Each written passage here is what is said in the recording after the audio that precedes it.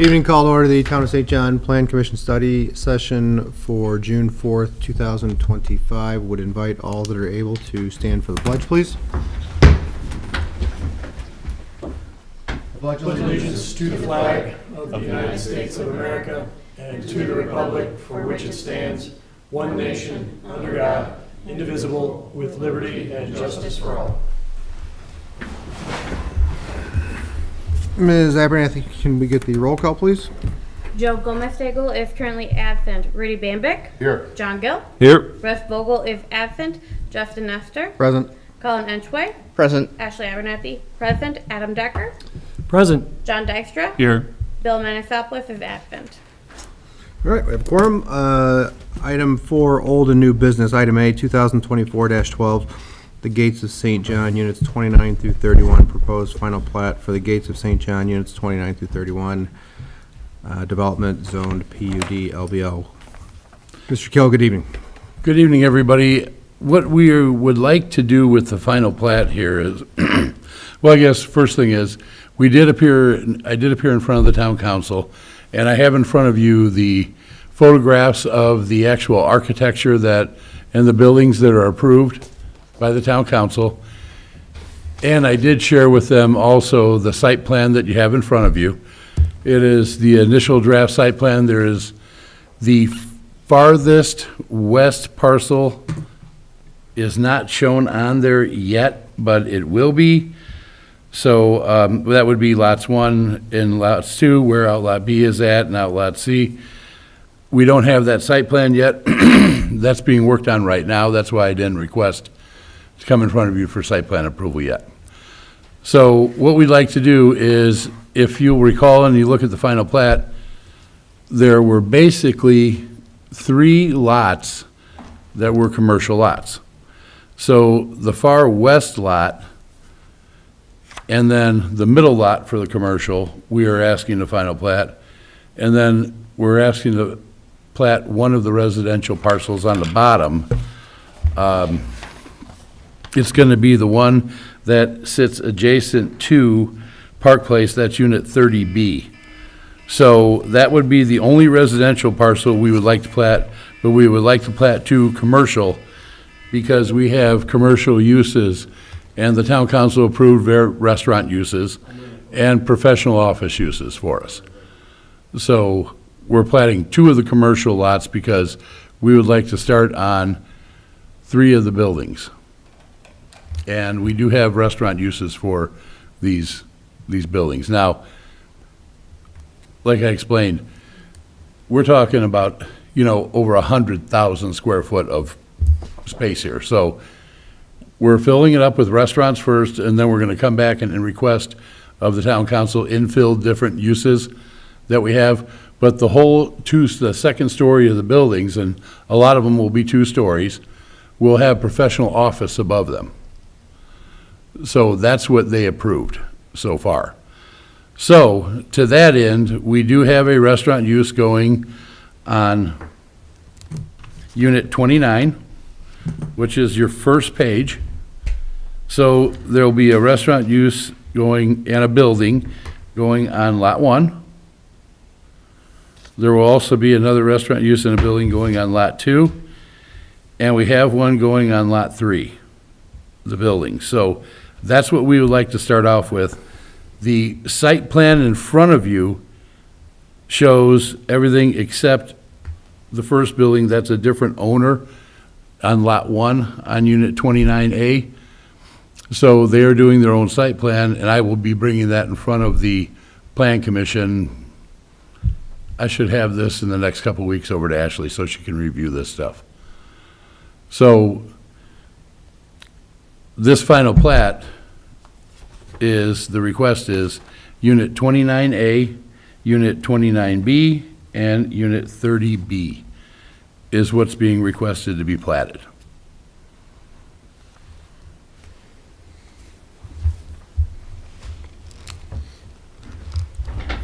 This has been sent over to the engineer who reviews the Gates of St. John for his review. I've not received any comments at this time from him yet. but this is corresponding with the primary plat that we approved last August or September, I believe. It's August or September. But instead of doing units differently, like it was initially talked, it's now, the interest is quite high for the commercial, so they're doing up to 29B, which is less 1 to 4 of the commercial, and then the Park Place here, and that's because of some work getting done with the parish roundabout from NDOT.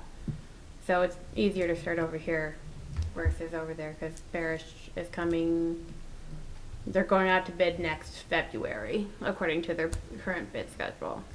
And when you look and you see all of the outlot B, C, D, that was all the subject of an NDOT taking. They took that property. So it's, that's why they're platted as outlets. NDOT purchased those. Eminent domain, and it's for the roundabout. We understood that, so, You knew a portion of it was gonna go, right? oh, we knew it was gonna go. That's why this was designed around that roundabout. We got with NDOT ahead of time and made sure that we did our design around that because we knew they were gonna take it. And they did. They finally have, they are the owners of that property now. But we're just kind of excited that we've had the interest we've had in the commercial. As far as I can tell, may outpace the residential, so, which is good. You know, everybody wants restaurants, everybody wants, professional office, not a problem. We'll come in with some, infill uses, of course, but we are concentrating on what the town told us to concentrate on, which was the restaurant uses. Okay. And if you guys have any questions on if you see the pictures there, there's both sides, the front of the buildings, it's mandatory outdoor seating, everything that was agreed to, so we have the elevations are on both sides. It was getting a little tricky to get those elevations right because the restaurant uses, you have a lot of rooftop units. So the parapet walls will have to be higher. You gotta hide that stuff so it doesn't look unsightly, but you have to have it, so. But everybody seemed to be, those pictures were exactly what was approved. Ashley has copies. I did drop some copies off with her, so. So if you guys have any questions, that's kind of an overview of what we're doing, and the request will be, I don't know that we will have all of our paving and improvements done, but I guess I would ask for a secondary plat approval. Obviously, you can withhold the signatures on the Mylars, that's fine. And then I'm sure that there will be some performance bonds that have to be issued because I can't imagine we're gonna have everything done. The street lights are all special. She picked them out. The most expensive street lights I think I've ever gonna put up. But in any event, all of the bollard lighting, all of the actual old-time street light, that stuff's going on, so. And what each one of the users want to do is match that same they have to match that same thing for their parking lots and stuff like that, so we're gonna carry that theme, that lighting theme all the way through, because, we're actually building a downtown. This is gonna be a walkable downtown and all outdoor seating. Every single business has to have it, no exceptions. John will not bend. All right. Anyone else, questions, comments? Just quick question. You said you're working on the commercial tenants, specifically the restaurants. Are you in discussions with anybody in particular now? Are you putting out feelers? You said there's been a lot of interest. Is that from the public or from potential tenants? Tenants. Excellent. We have them, yeah. You saw years back, Beth has been trying to get me to release it. I promise, probably the next time I come in front of you, the town council is pushing me to release the names of the restaurants. I think everybody's gonna be extremely happy. They know what they are, but the tenants, for obvious reasons, that until they get everything finalized, some of them just don't want the names released, but I will be doing that very shortly. Very good. I look forward to seeing that.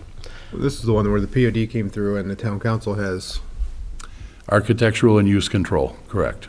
So every single time I go back or I want to put a business in, I have to appear in front of the town council and get an approval to do it. Are you looking to come back, when's the next one, June 18th? I'm looking to come back June 18th for the final plat. Like I said, I will request that my signatures be withheld Okay. until we get the bonds in place and things like that that we wouldn't need.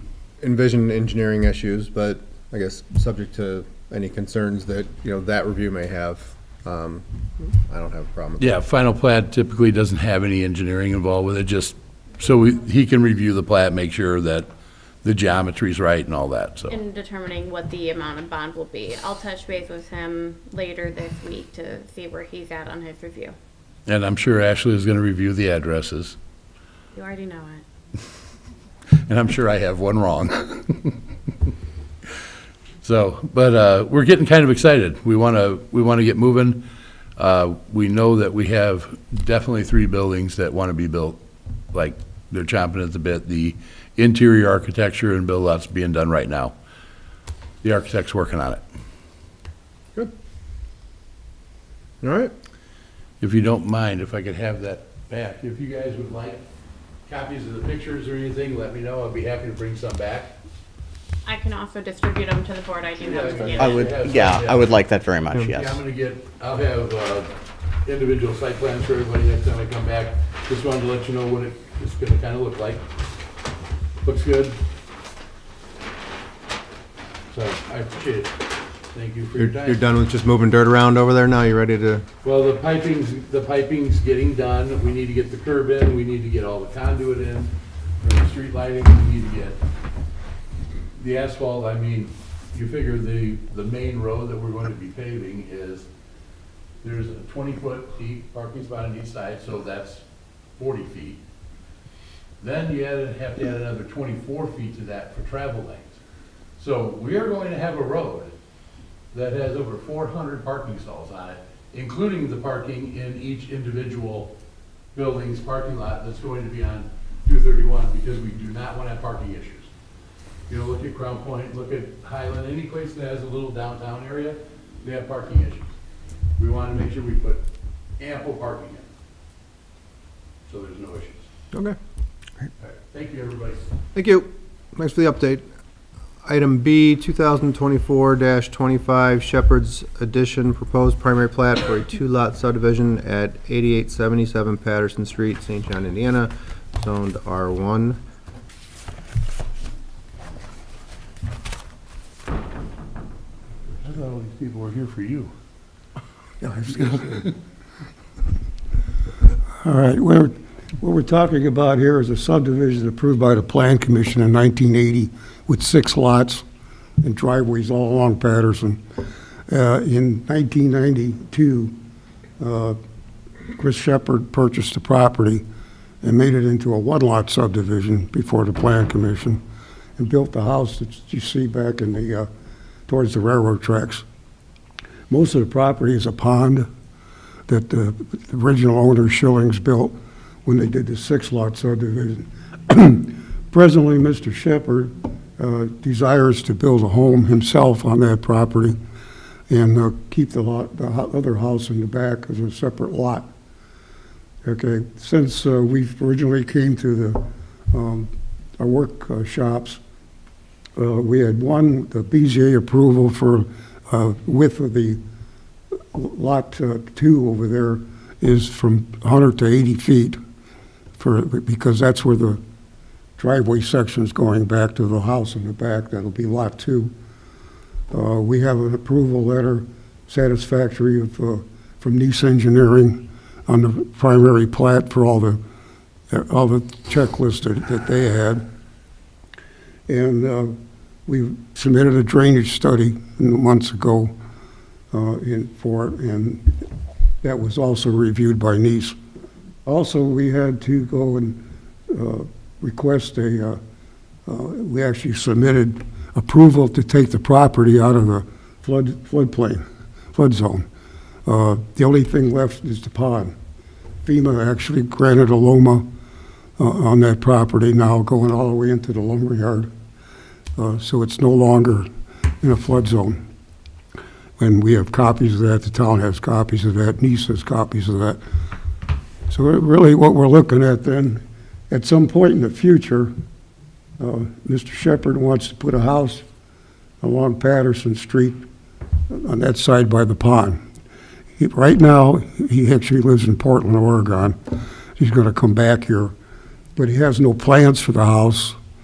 It's going to be situated in that area on the front.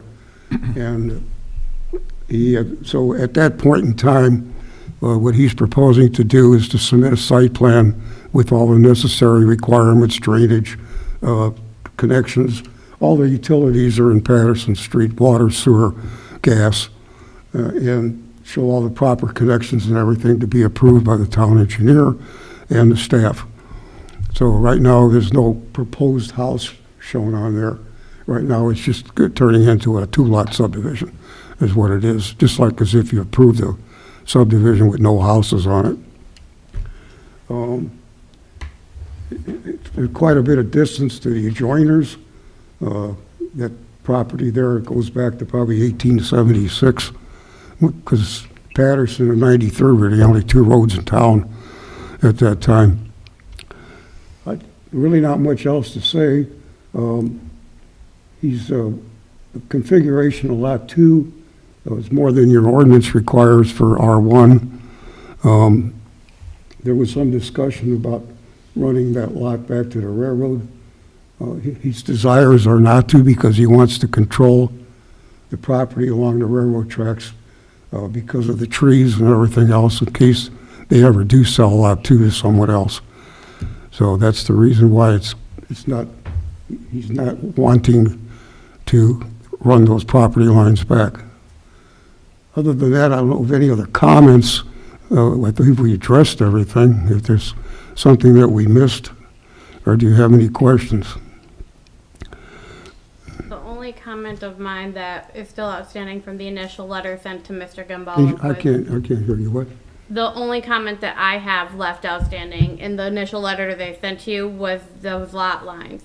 I understand what you're saying about what Mr. Shepherd's intentions are with that property. Mr. Shepherd himself has talked to me and is present online if any of the Plan Commission members would like to ask him any questions. My concern is, you know, 5, 10, 15, 20, 30, 50 years down the road, and it's no longer the original owners, or it's not sold, and that original, and nobody knows where that property line is.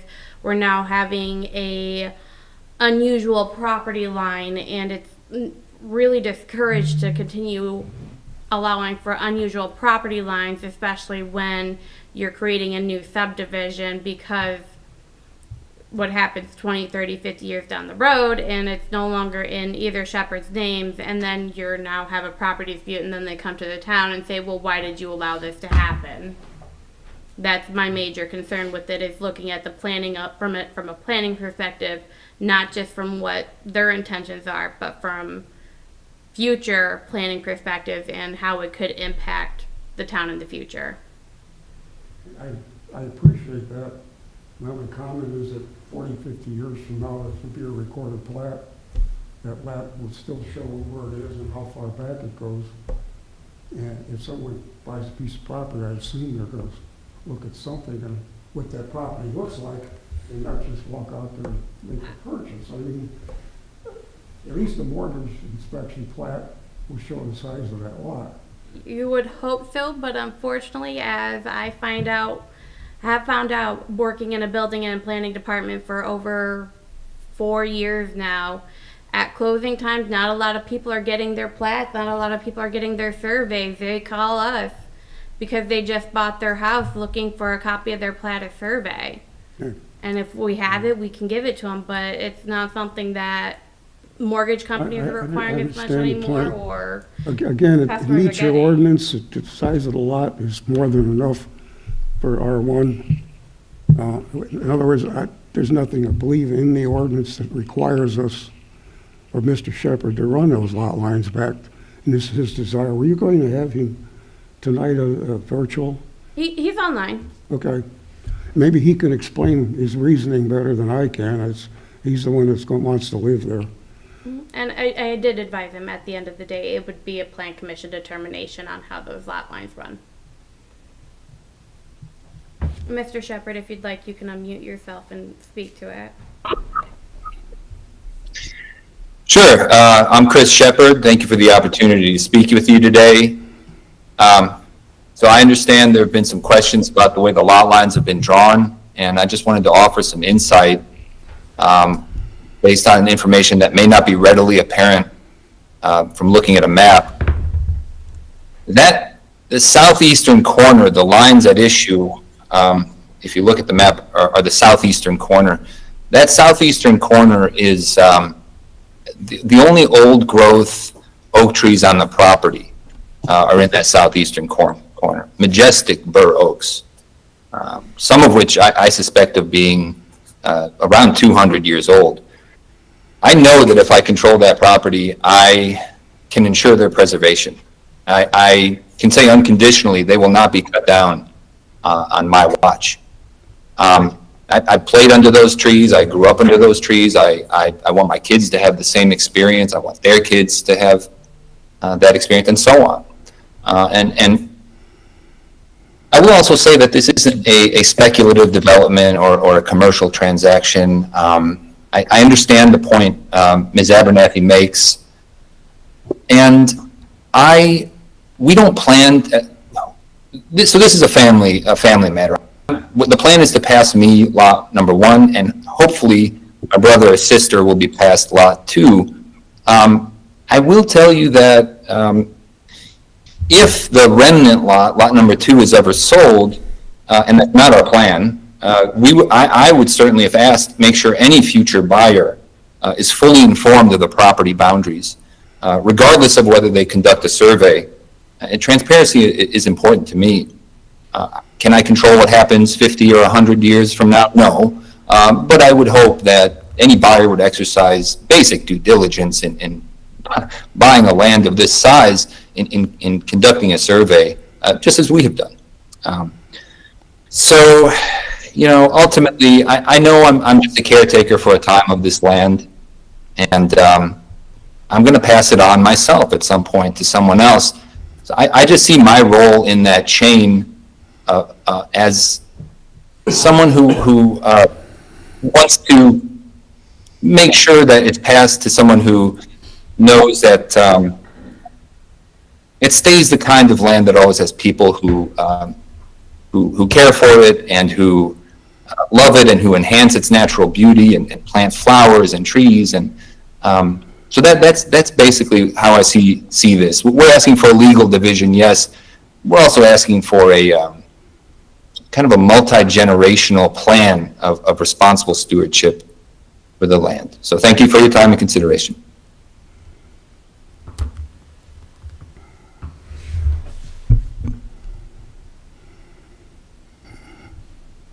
Anyone else, questions, comments? I was trying to look at the proposal. Do you have any questions about anything else? I think all the issues have been addressed.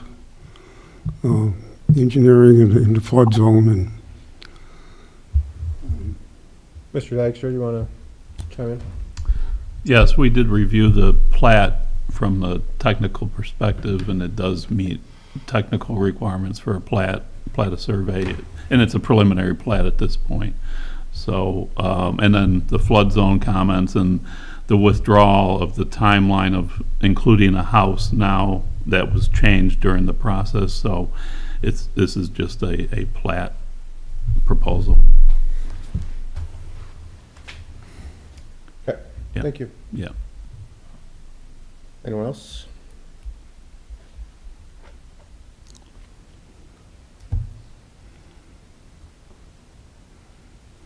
This will need to come back in 2 weeks for a request to publish for the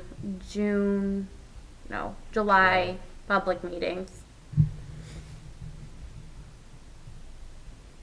So we're looking at a July public hearing for the Plan Commission's ultimate determination, and then depending on that determination and how quickly they want to do a turnaround, August final.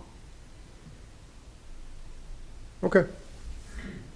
so further comments about it. Basically, we'll be submitting what you see here then. Okay, yeah, we'll see you back on June 18th. We do have a couple members who are out tonight, so maybe they'll have other questions or input, and then we'll go from there. All right, thank you for your time. Thanks for your time tonight. Item C, 2025-09 Grace Church, proposed primary plat and site plan for proposed ministry center to be located at 12632 Wicker Avenue, Cedar Lake, Indiana.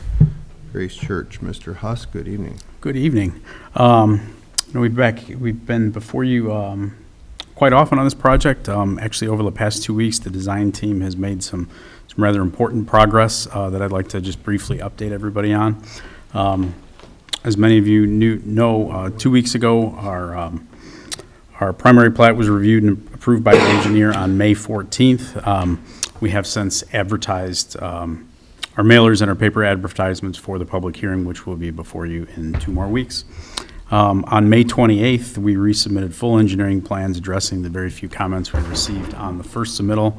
Our approval actually for those plans actually arrived 2 days later, so I would like to thank Engineer Dykstra for such a prompt response on that. But last but certainly not least, actually the day before that, on May 27th, myself and Ashley met with the Lake County Highway Department to discuss the area in general factors in play, not just that are known, but also likely other uses such as the intended use of the land across the street, some right-of-way constraints, and other considerations. Basically, what came out of that meeting was recognizing 2 facts: that everything we know today says that the driveway is in an acceptable location. There are some right-of-way factors at play, and then also that in all likelihood, in another 5 to 10 years, 109th Avenue will be under the town's jurisdiction with some expected future annexations. So Dwayne Alverson of Lake County Highway Department kind of deferred to the plan that we've brought before you. Ashley seemed to be in agreement that it was equally palatable. So basically, we've consolidated that the driveway we have shown on the plans is generally agreed upon by all parties. The only other caveat we did ask, which we've said before you, is that if Grace Church in the future ever did entertain weeknight services, that the Plan Commission may reserve the right to ask for an additional traffic study or further demonstration that it's still acceptable. That's certainly fine. And then the last bit, as it relates to the driveway, one thing that we will be adding as a result of that meeting is requesting a plat waiver, not fee in lieu of, to not install curb and gutter on the right turn lane or along 109th Avenue. Your ordinance requires both sidewalk and curb and gutter to be approved throughout subdivisions. We are certainly happy to provide the sidewalk, which was on our final set of plans, but Dwayne was pretty adamant that given that 109th Avenue is a rural section, does not have any immediate plans to change, he did not want to see curb and gutter on that right turn lane. He suggested a thin shoulder and then a thinner aggregate shoulder, which is pretty common for the highway department. So we will be honoring that request, which then will force us to request that waiver from the town. So that is the reason for the waiver. We were originally planning on curb and gutter. That was Dwayne's preference, and we're just going to say he owns the road for now. There were 3 items in Engineer Dykstra's approval letter that are currently conditional items. We do have some wetland construction permitting to receive because we are running a water main perpendicular through the wetlands. I don't have an in-hand date for you, but I can tell you that those have been applied for. So they will obviously be provided to the town and their engineer once they're in hand. The builder is soliciting bids right now. I don't have that yet for fee generation, but I do expect that to be in Ashley and Engineer Dykstra's hand, probably before we actually come before you for final approval in July. Lake County Highway Department was the last item. Our agreement based on that meeting was that, again, the plan was generally acceptable and that post-July approval, we will then immediately formally apply for that permit. That was kind of the order of operations everybody decided on. This is kind of a rare project. The things, I guess, from a review perspective are a bit ahead of schedule, which is a nice problem to have. But as always, I'm happy to answer any questions anybody may have. So James is absolutely correct. When we met with Dwayne last week, I believe, because it's still a county-controlled road and how their plows operate, they don't want to see any curb and gutter there. So during that meeting, I told James that since that was the request of County Highway, that they'd need that waiver request. And since this is coming at the request of the county who currently controls, I would probably say that in doing the waiver and not in lieu of is probably would be my recommendation, because this is coming from a different entity who's controlling that road. But otherwise, yeah, everything was agreeable for the rest of the design with county and the town. And before they can get the county permit, they have to get our approval for their site plan. Is there a way to, I'm just trying to think ahead, if in the future if it does come within the town, preserve our right to make them put the curb and gutter in if we need to, if the nature of that entire area changes?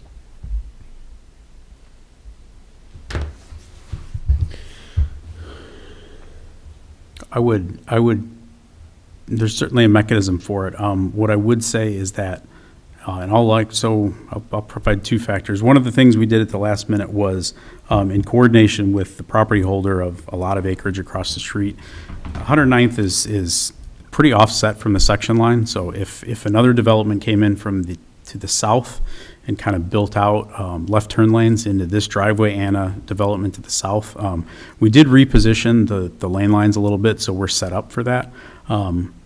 Normally, when you convert a rural cross-section to an urban cross-section, you'll have some profile differences, which kind of complicates things a little bit. But if the profile stays the same,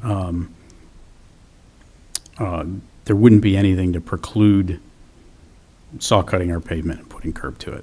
But obviously, we don't have any information on what's going on in the south. I don't know if we could make that a condition at this point or not. I'm just. Yeah, Mr. Chair, that's an excellent question. I don't know that it can be. I mean, I'm thinking could it be recorded in the plat somehow, but the reality is. It's not in our if it's control. waived, Yeah.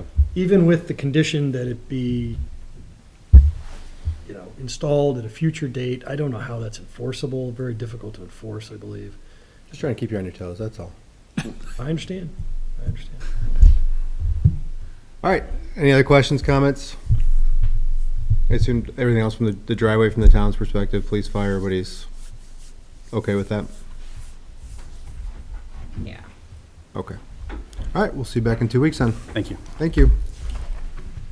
Item D, 2025-11, Castle Rock Phase 3, proposed primary plat for a residential development located off of 86th Place in the northwest corner of the town of St. John along the town's boundary lines. Mr. Reddick, good evening. Good evening. Doug Reddick with DVG, representing Andy James, the owner and developer of Castle Rock. A couple weeks ago, we requested permission to advertise, which we've completed. So letters are going out to the adjoiners and newspaper ads are going out. We've made some minor revisions to the plat based on a review from Robinson. Submitted that to Ashley and Mr. Dykstra today, adding street names, addresses, and the like, cleaning up a few loose ends.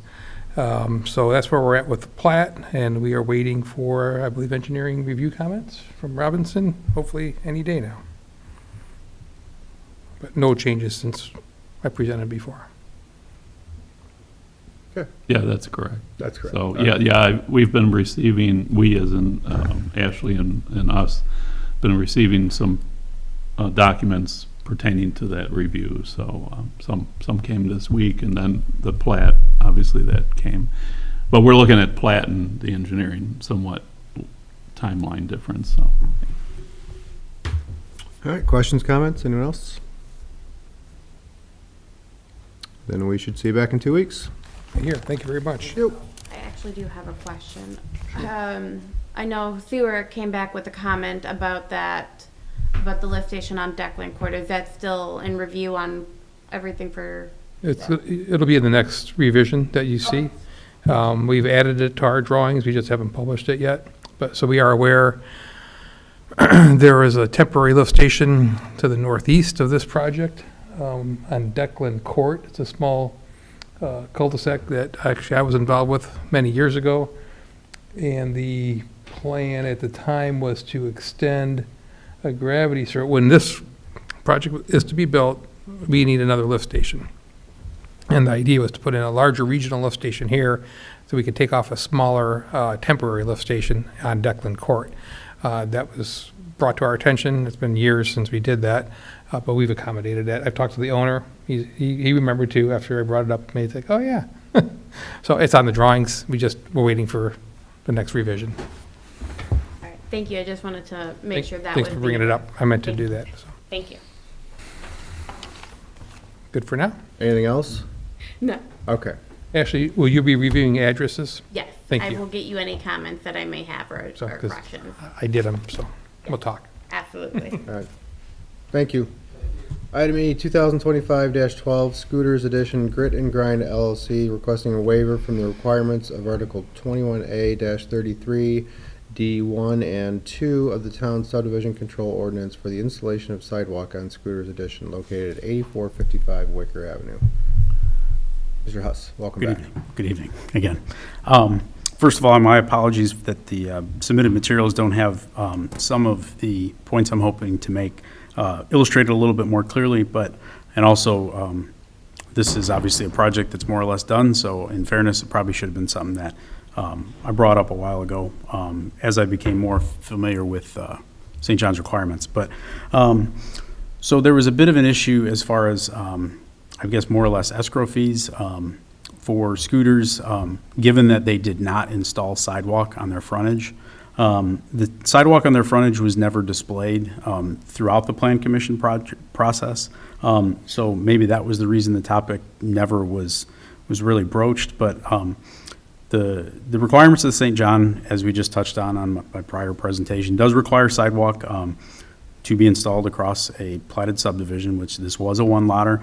In the case of right-of-ways over 80 feet, they actually require an 8-foot sidewalk, which are very valid requirements. I'm not denying that. They certainly have their time and place, and more often than not, that is the right decision for the town. This particular property being on 41 is in a unique location for a couple of reasons. This property actually sits within a 2-mile long section from 77th and Cherryville all the way down to 93rd that has effectively no sidewalk on the eastern side. The right-of-way lines for Route 41 are, to put it lightly, a bit of a mess. They come in and out. Even if you were to install a sidewalk on really either side of the right-of-way line, within 4 or 5 lots in either direction, you would, in some cases, run into a parking lot. So we have a couple things going on here in that, one, this is a 1.7% of frontage on the east side of 41 that would have sidewalk, whereas the rest would not. And given that it is owned by 41's owned by the state of Indiana, the soon likelihood of developing a useful path is very, very slim. There are a few 10 years or less developments in the nearby area that have not installed sidewalk.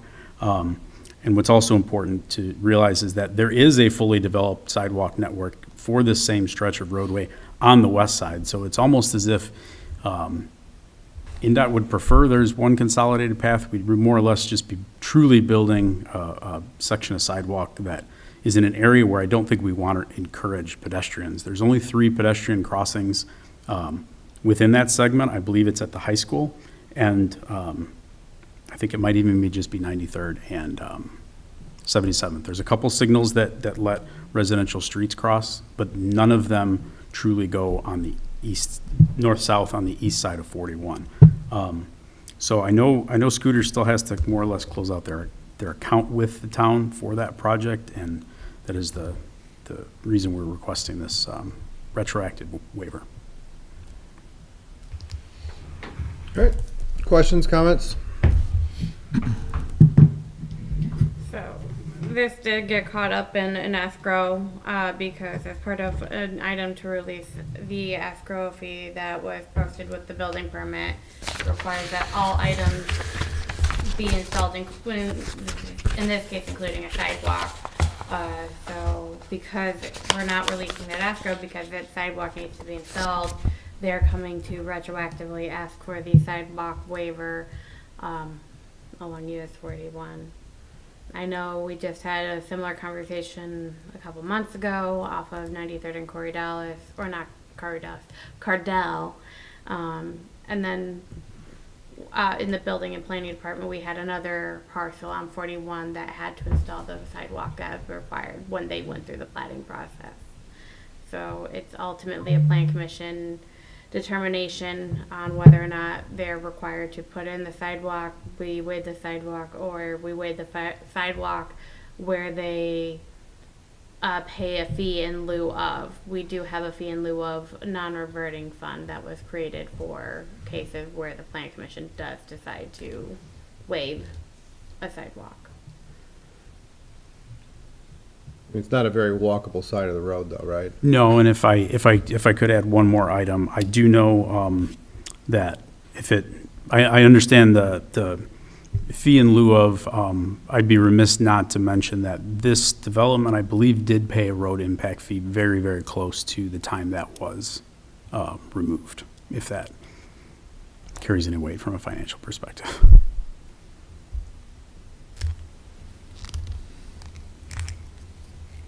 You're thinking. I was trying to remember when the permit got pulled and when the road impact fee fell off. It was last fall. It was last fall, Yeah, so- and the road impact fee did not discontinue until March 1st this year. I mean, they still did pay a fee for road impact, They so. did still pay a fee for road impact. I don't know, practically, it makes sense to put a sidewalk that's, it's not an island, but it's a sidewalk to nowhere. It will be an In island. front of the, but in front of the property. I mean, you've got Yeah. Bingo Lake, then Speedway, then scooters, then, the little strip mall there, like, and I can see discouraging wanting high school kids to run back and forth and not cross at where they're supposed to cross now. I would make the contention that it is not prudent to encourage sidewalk on this side, on the east side of 41, even more so given how fully developed the network is on the opposite side. How easy is it to cross, not that I'm picking on high school kids, but I have teenagers that love coffee drinks and things like that. So, if there's foot traffic coming from the high school, how easy is it from one of the safe crossing points to get down along the east side of 41?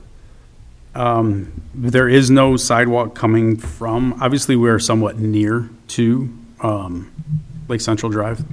But that being said, one of those parking lots we would run into carrying any alignment of sidewalk, let's say we wanted to jump the 3 or 4 lots, we'd be reconfiguring parking lots without having a zigzag sidewalk to get there. There's one by Lake Central Drive, which is just north of DeYoung Interiors. That's actually right where DeYoung Interiors is. But from DeYoung south, I don't think there's one, is there? No. No, there's not one from there south And I would, this time. I would also add the 3 lots that we would have to get through. That's actually, from what I can tell, a rural cross-section of 41 without curb. So I think that would be another factor that would lean towards not wanting to provide a pedestrian way.